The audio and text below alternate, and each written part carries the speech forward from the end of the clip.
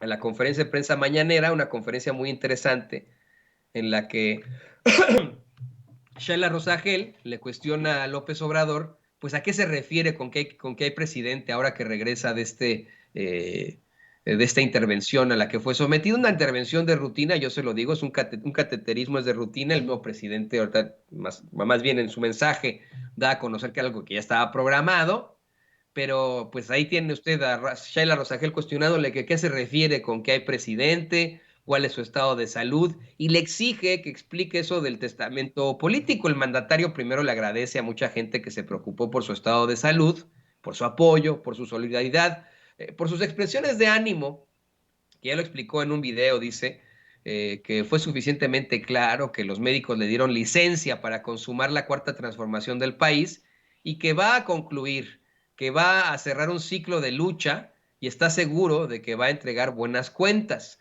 Dijo que va a quedar muy consolidada la cuarta transformación del país. Además, aclaró que si se genera alguna inquietud a lo que se refiere con el testamento político, es que tiene la responsabilidad de actuar previniendo todo, más a sabiendas de sus circunstancias de salud. Dijo que tiene desde hace algún tiempo un testamento y que ya siendo presidente le agregó un texto que tiene como propósito de que en caso, eso suena muy feo, pero así lo dijo el presidente López Obrador, en caso de su fallecimiento, se garantice la continuidad en el proceso de transformación y que no haya ingobernabilidad, que las cosas se den sin sobresaltos, sin afectar el desarrollo del país, garantizando siempre la estabilidad y el que se avance en el proyecto que han iniciado. Dice que en ese testamento va a darse a conocer hasta que deje de existir, esté o no en la presidencia, pues van a dar a conocer ese testamento, pero que todo va muy bien, que le garantizan los médicos que puede seguir adelante. Sheila Rosagel le insiste a López Obrador que a quién va dirigido el testamento político. El presidente, no, no te puedo decir, no puedo dar más detalles al respecto, porque irían a las notarías y ya no sería testamento. Exactamente, imagínese usted que de pronto uno hace su testamento y dice, a ver, le dejo a mi nieto tal cosa, ¿no? Y al otro nieto tal, y a otra nieta tal cosa, y van a decir, oye, abuelo, pues ¿por qué me dejaste a mí nada más esto? Pues déjame más, no, no sé, ¿no? O sea, pues sí, en efecto, eso es por sentido común, por sentido común, que lo que se tendría que plantear en todo caso, ¿no? Y mire, al hablar de lo bien que va el Aeropuerto Internacional Felipe Ángeles, el presidente López Obrador dio a conocer que con el corrupto aeropuerto de Texcoco le habían dado un contrato, esto está muy fuerte, a un medio de comunicación, no dijo a cuál, que le dieron un contrato para hacer una de las pistas, imagínense, en Texcoco. Y hasta cuestionó, pues, ¿de cuándo acá le dan a un medio de comunicación un contrato para que haga una de las pistas? Imagínense. Comentó que, por supuesto, pues no les gustó que lo cancelaran, ¿no? Así lo planteó el presidente ahí en la conferencia de prensa mañanera. Más adelante, híjole, una situación verdaderamente fuerte.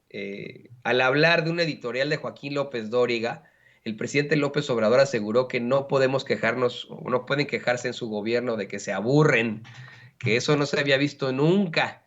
Y le cuestionó a los corresponsales que ahí se encuentran, pues que cuando le preguntaban algo al presidente. Digo que estaba difícil y que era más bien puro boletín. De hecho, más adelante sí pondría la videocolumna del tipo de López Dóriga en la conferencia de prensa mañanera. No sé si, híjole, don David, doña Ceci, perdón que los tire al agua.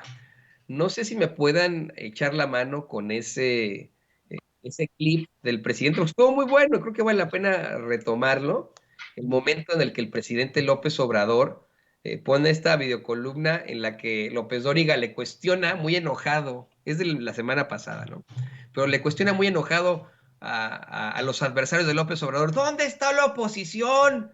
¿Por qué no han hecho algo al respecto? ¿Qué está pasando? Como diciendo, bueno, pues ya, sálvenos, por favor, de López Obrador. Casi saca su pancarta, esa la tan conocida pancarta que tiene Joaquín López Dóriga de AMLO Malote, regrésame el chayote. ¿Ya lo tienen? ¿No? Ah, están ahí. Casi le saca ahí la esta de AMLO Malote, regrésame el chayote, ¿no? Eh, de hecho, miren, ahorita la va a ver usted, se le está poniendo doña Ceci, dice que la oposición está limitada y con miserias, que ahora que quiere reivindicar los resultados, se olvidan el desastre de las elecciones estatales en las que Morena arrasó, mientras el mandatario navega en una mar tranquila, sin obstáculo alguno, sin olas y hasta con la oposición remando para... Bueno, los lloriqueos de López Dóriga. Esto fue lo que planteó el presidente López Obrador sobre Joaquín Lodo López Dóriga. Es en el Twitter. En el Twitter. Es un editorial en donde él habla de que ¿dónde está la oposición? Sí, o sea, es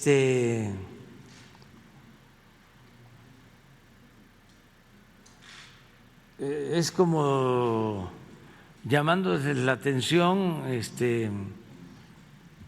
avisándoles, o sea, diciéndoles,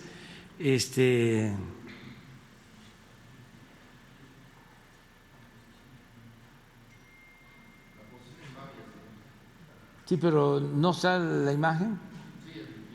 El video, sí, pues vale la pena. A ver, Joaquín, te escuchamos. Y la oposición en Babia o más allá de Babia. Esto es lo que escribí para este miércoles 19 de enero. Hay dos factores políticos que sostienen la fuerza del presidente López Obrador.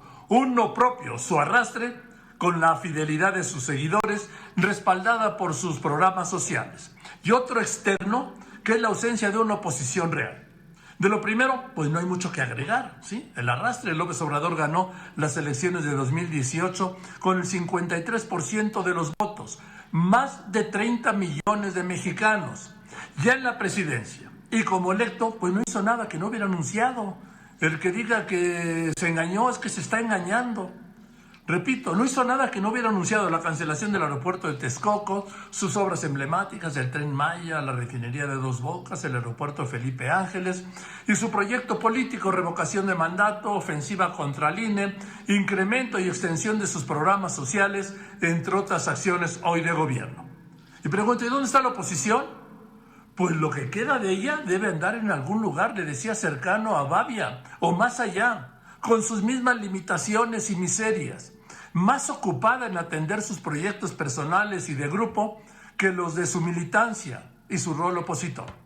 Desde esa pequeñez, la oposición quiere ahora reivindicar el resultado de las elecciones de junio pasado en la Ciudad de México, que ni ellos previeron. Victoria que atribuyen a ellos, a su alianza, a los partidos, y no a la capacidad decisoria de la sociedad. Es decir, fueron ellos los partidos, no los ciudadanos, los votantes, y olvidan en este distractor el desastre de las elecciones estatales en las que Morena arrasó. Hoy, a 1 año y medio de lo que vendrá para 2024, la oposición permanece en su nadería y en sus intereses de siempre. El PRI Anaya, el PAN Anaya, el PRI Alejandro Moreno, el PRD lo que le digan, ¿sí? Pues no tiene nada. Y en esa mar tranquila, navega en esa calma chicha el López Obrador con su proyecto sucesorio de consolidación de proyecto, sin ningún obstáculo, sin ninguna ola que le inquiete o altere su ruta.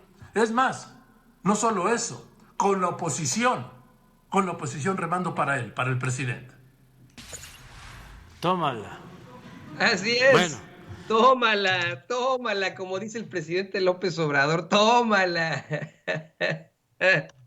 O sea, eso es un grito en la oscuridad de Joaquín López Dóriga, ¿no? Es una molestia muy fuerte ahí de Joaquín López Dóriga, pero yo quiero decirle, está hablando con la verdad, ¿no? O sea, el presidente sí en estos momentos navega en mar tranquilo, ¿no? En la mar tranquila, sin olas, porque esa oposición está del carajo.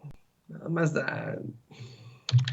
Tienen que llamar a Palazuelos, imagínese usted, ¿no? O sea, esa es la oposición. La oposición es el PAN, un partido destruido por Marco Cortés, lo destrozó él, un partido que llega ya a lo absurdo, a lo cómico absurdo, ¿no? Como si se tratara de una farsa teatral, del mismo circo, ¿no? Imagínese usted, con personajes como Xóchitl Gálvez o el senador Longaniza, Julen Rementería, o Kenia López Rabadán, ¿no? En la Cámara de Diputados, Triana, ¿no? Por ejemplo, Margarita Zavala, Mariana Gómez del Campo, todos estos, ¿no? Eso ya se convirtió en una farsa, en una situación absolutamente ridícula. Y el nuevo PAN tiene que utilizar a personajes como Enrique Alfaro, como la desgracia nacional Samuel García, y como ahora Roberto Palazuelos. Hasta se me va el aire, mire, se me va la voz. Ya sabe usted que ando todavía ronco pues lo que restó de ese coronavirus. Pues todavía tengo la voz medio ronca, pero pues a eso tienen que recurrir estos pobres cabrones. Imagínese usted, ¿no? Pobrecitos. De hecho, le pido a